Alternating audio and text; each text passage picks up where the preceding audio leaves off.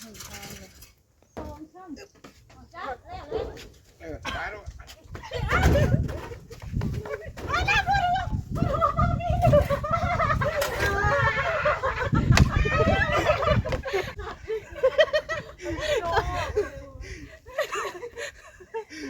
ดีแต่ว่าสื่อเป็นมันนะ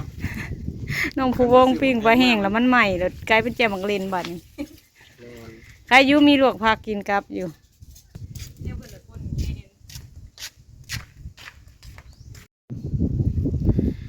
โดยกับสบายดีและสวัสดีเด้อพ่อแม่พี่น้องเบิดสุขุสุคนเนาะมาพบมาพ่อกับสาวเล็มน้อยมื้อนี้กับมาทั้งเฮือนแม่ตู้ค่ำพี่น้องหลังจากบ่ได้มาหลายมื้อเลยพี่น้องเพราะว่าสาวเล็มน้อยเฮ็ดหัวอยู่เฮือนพี่น้องเอ้ยเฮ็ดหัวอยู่เฮือนแล้วก็เลยบ่ได้ค่อยออกมาแต่ว่ามื้อก่อนๆออกมากะออกมาสะดินมาดินเฮือนซอยน้องชายพามีซื่อๆแล้วบ่ได้แวะมาทางเฮือนไม่เฒ่าเนาะมื้อนี้ก็เลยออกมาทางเฮือนไม่เฒ่าค่ำกะเพื่อสาวเล็มน้อยมาป้าการเปลี่ยนแปลงหลายเติบหลายอันหลายแนวกันแล้วทั่วเบิดเลยพี่น้องเอ้ยโอ้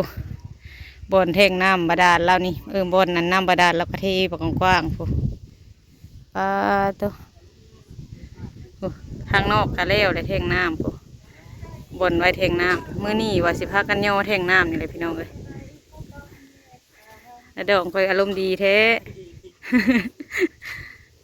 พากันสิไปเวียกข้างนอกในมื้อนี้พี่น้องเลย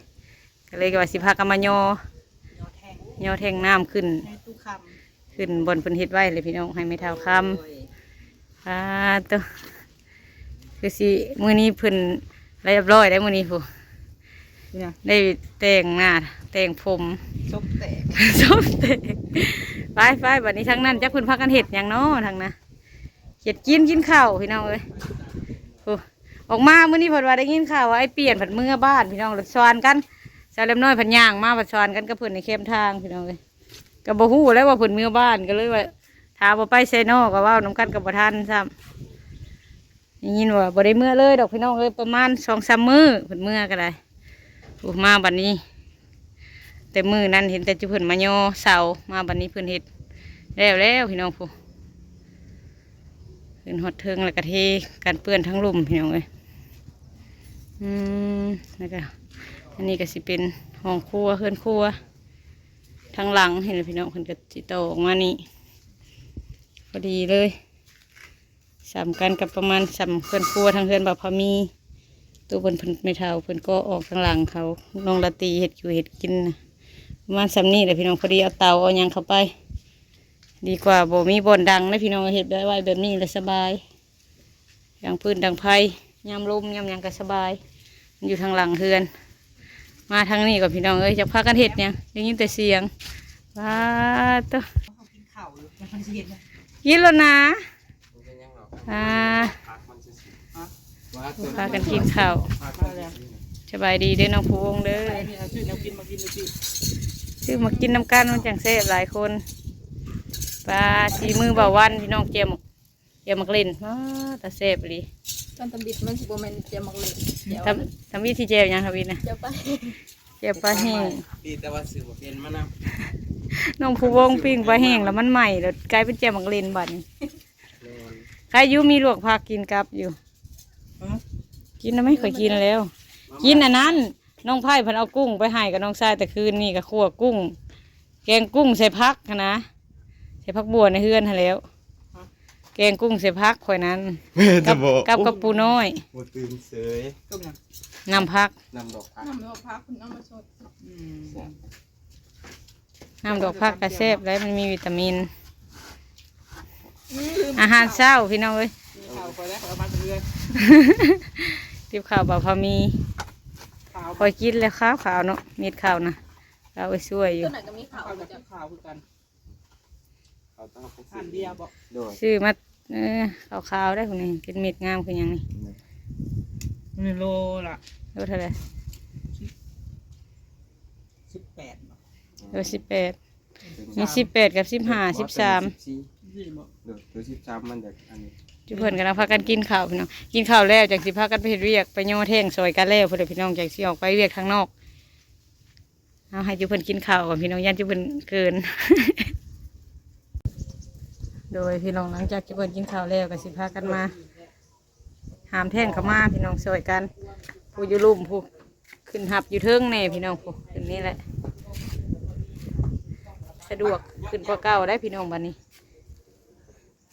เป่งเอาโลดบัดนี้สมุดขึ้นแท่งเลย เราแท่งบ่บัดนี้ฮะ เนาเตียงมาซะก่อน ไปเจ้า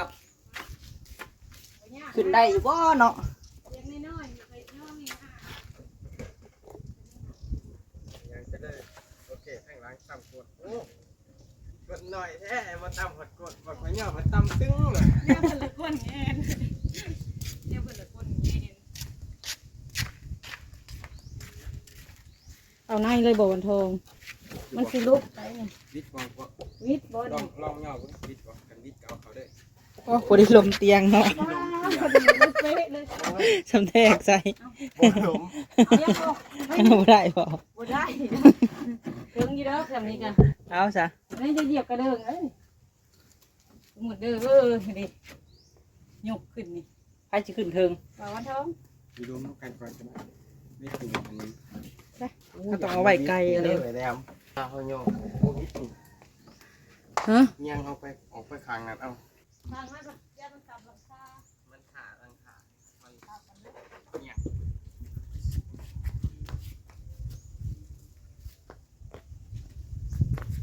ใครได้ บ่ได้เจ้า ได้เพราะว่าข้างนี้อยู่ บ่ได้เตียงมันใหญ่กว่าวันทองกันเด้ อ๋อ มันมีวางแคบวางอันนี้ก็ปกปักโอเคได้ปะนี่น้ำแท่ง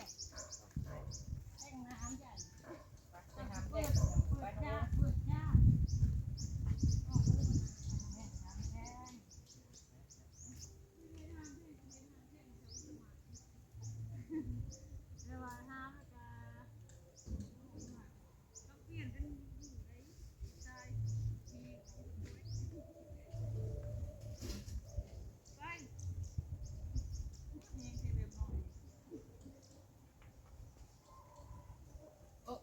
เป็นหุ่นบ่ก่อนเดี๋ยวผมไปก่อนมาไฟไวโย่เดี๋ยวหน่อยมาแห้งเนี่ยเห็นปะเดี๋ยวไปยืนหุ่นทางเลย เพิ่นนี่บ่ซะ ปีนกล้องวันนี้ปีนกล้องไปทางนั้นปีนกล้องไปทางนั้น บ่ขอกินเอา เป็นปีนที่เทิงบ่เบิ่งมันทานมันเป็น นี้ข้างอยู่กลางแต่จะข้างอยู่ข้าง มันทับน้ำหนัก1,000 ลิตรบ่ได้ ว่าทั้งขอบมันบ่ได้มีบ่จ้ะ นี่โอ้กอนี่ขึ้นนะบ่ มันบ่ปิวออกบ่ เพราะ ปิวหยัง เพราะว่าสิซื้อน็อตระเบิดมาซีลงเอาใส่น็อตระเบิดยืดกับปีนมันเอามันแน่นกว่า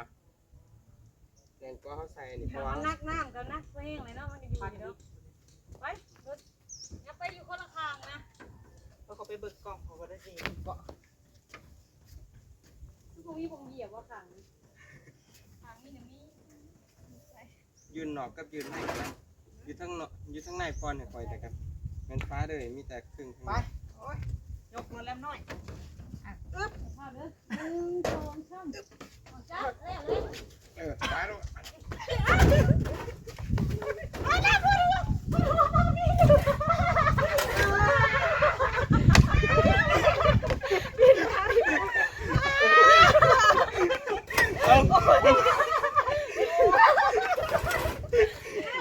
ไอ้พ่อมีมาแล้วเว้ย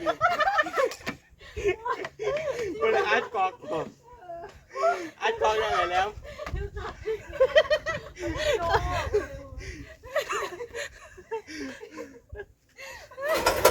โซก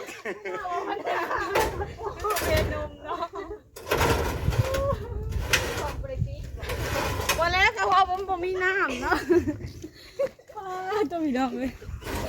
เราพอไม่ถึงน้ำย่อยใช่หัวขึ้นแล้วเลย น้ำเศษตะกอนไม่ได้เลย น้ำโต เพลงขึ้นชุด น้ำโตบนมันข้างทางเนี่ยมันเป็นสีนี่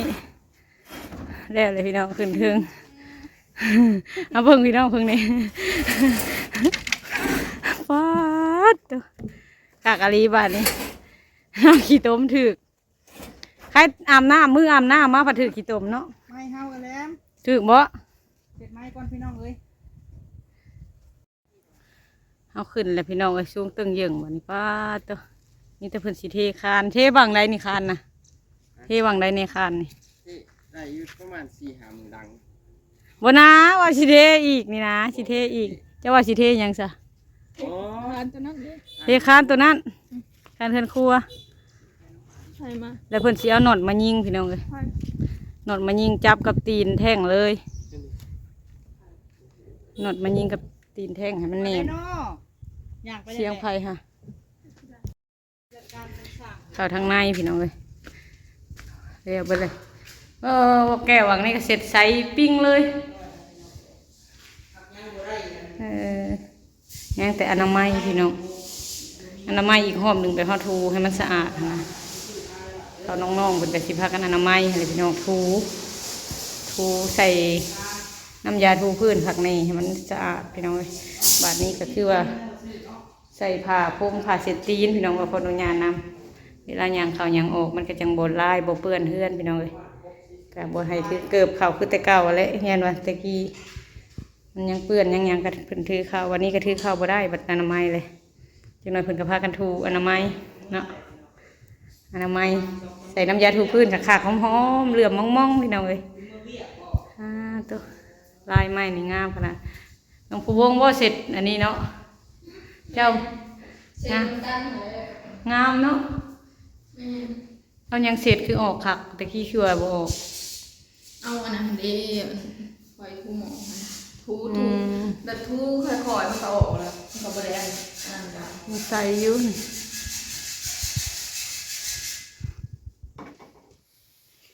เอาแทงขึ้นแล้วหรือบางวันเพิ่นก็สิเทคานนี่พี่น้อง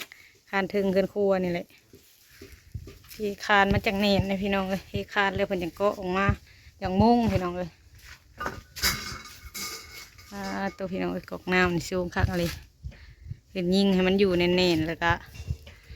โตลงมานี่แหละพี่น้องโตเขาในเฮือนโตเขาห้องน้ำเล่นโทรไป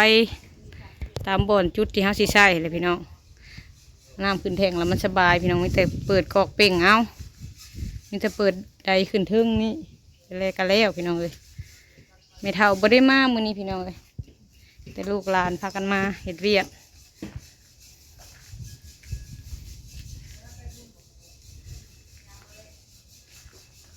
บางวันเพิ่นยังตัดเล็กอยู่ทางนะปุ๊ตัดเล็กสิมาเฮ็ดเทคานนั่นแหละพี่น้องเลยพากันโยนแท่งขึ้นซอยกันแล้วเลยพี่น้องบางวันเพิ่นกันเทคานกับเพิ่นเฮ็ดเองเพิ่นกับน้องผู้วงนั่นแหละพี่น้องชาวเล็มน้อยมาโยซอยตัวนี้แล้วก็ไปสิไปตลาดนี่ไปเวียกน้ำบ่อพามีแล้วก็สิไปซื้อแนวมาให้จุเพิ่นทูพื้นเฮือนแล้วไปกับบ่อพามีทูพื้นเฮือนตัวเพิ่นยังบ่ทันพอ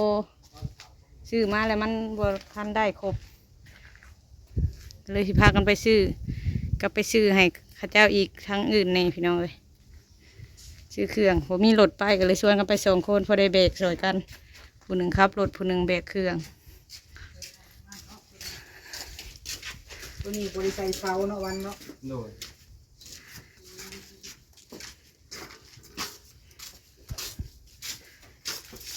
เฮ้ย เราจะเอาใส่ไม้เนาะ โดย ส่งก้อนมาหน้าพี่น้องเลย โอ้ตัวนี้บ่ โดย เอาบ่ได้ม่วงต่างก็ได้เลย นั่นแหละมุ้งตาง โดย เพราะว่าให้มันลื่นมาพี่ก็ได้ แม่น ลื่นมาพี่ พอดีมันเฮาอยู่ได้เลยนะในนี้นะให้มันต่อกันเลยได้ ไม่ จังได้อยู่กว้าง เนาะ ครับมันยังไม่สิฝา พี่น้องเลยมีแต่ว่าทางน้องชายเพิ่นสิโตขึ้นอีกบ่นี่นะที่คาน โดยเทคานขึ้น ตัวนี้เลยเป็นทำอีกเพิ่นว่าสิโตเสาขึ้นอีก แต่ว่าลังเถื่อก็เอาไม้ขึ้นกายใส่ไม้ตัวนี้มันใหญ่อยู่เนาะ แม่น ไม้ตัวลุ่มนี่ใหญ่อยู่ก็เลยว่าเพื่อใช้ไม้ขึ้นไปเลยก็ไม้ตัวนี้เนี่ยก็สิสูงขึ้นประมาณจักเซน แล้วสิสูงขึ้นอีกประมาณ15เซน 15 เซนแล้วก็เทคานเนาะบัดนี้ พอดีต่อสิกับตัวนี้พี่น้องเลยฝนตกก็ไหลลงพุ่นเลย แม่น นี่แต่ให้อยู่ได้แถวนี้ประมาณแถวมื้อนี้ให้อยู่ได้ โดยในอยู่แถวนั้น บ่ให้มันเปียกยามฝนนั่นแหละพี่น้องเฮ็ดอยู่เฮ็ดกินจังได๋ผัดฝนพระมาใส่ได้คันบ่โตกัน แม่น น้องชายเพิ่นก็สิเทคานอะไรพี่น้องเวียกเพิ่นมื้อนี้ก็เฮ็ดเวียกตัวนี้ตัวในตู้คำก็สิได้เฮือนครัวใหม่เทคานแล้วเพิ่นก็แปลงแถวลุ่มแถวหยังมันนี่แหละพี่น้องเอ้ยสิแปลงให้แม่เฒ่าให้มันงามแถวนี้เพิ่นสิลาดลงมาบ่ให้รับเป็นผักยัดเราเตะสะดุดเพิ่นว่ามีช่องระบายอากาศให้พร้อมได้เฮือนครัวแล้วก็สบายได้อพี่น้องเอ้ยมาอยู่ทางหลังพี่มันก็บังลมบังหยังนี่ ตื่นไปบ่บังลมบังหยังได้สบายมาอยู่ทางหลังแนวนี้พี่น้องเอ้ยตัวจะเริ่มน้อยก็สิไปเวียกข้างนอกไงมื้อนี้พี่น้องก็เลยว่าสิขอจบคลิปก่อนเด้อพี่น้องเด้อสำหรับคลิปนี้ก็บัดนี้ก็สิขอจบคลิปก่อนเด้อพี่น้องเด้อขอบคุณหลายๆที่มาติดตามและรับชมมาให้กำลังใจเบิดสุขุสุขคนทั้งสาวเริ่มน้อยทั้งบ่าวพามีน้องพวงบ่าววันบ่าวเก่งน้องละตีเนาะก็ขอให้พ่อแม่พี่น้องอยู่ดีไม่แห้งเฮงๆรวยๆเด้อป้าพี่น้องผู้ว่าสิจบคลิปให้พี่น้องเบิ่งก่อนเด้อพี่น้องพากันย่อแท่งน้ำพี่น้องเลย ไปส่งนี่เลยบ่ตลาด กลมจนแข็ง ไปอาบน้ำก่อน ว่าสิพากันไปตลาดพี่น้องมีเวียกไปซื้อเครื่องให้ข้าเจ้าแล้วก็ว้าเถอะ สู่ชีวิตขนาดนี้นะ ชีวิตขนาด ตัวแต่ละมือนี่ลิ้นแต่ขี้ตมสำหรับคลิปนี้ก็ขอลาไปก่อนเลยเด้อพี่น้องเด้อสบายดี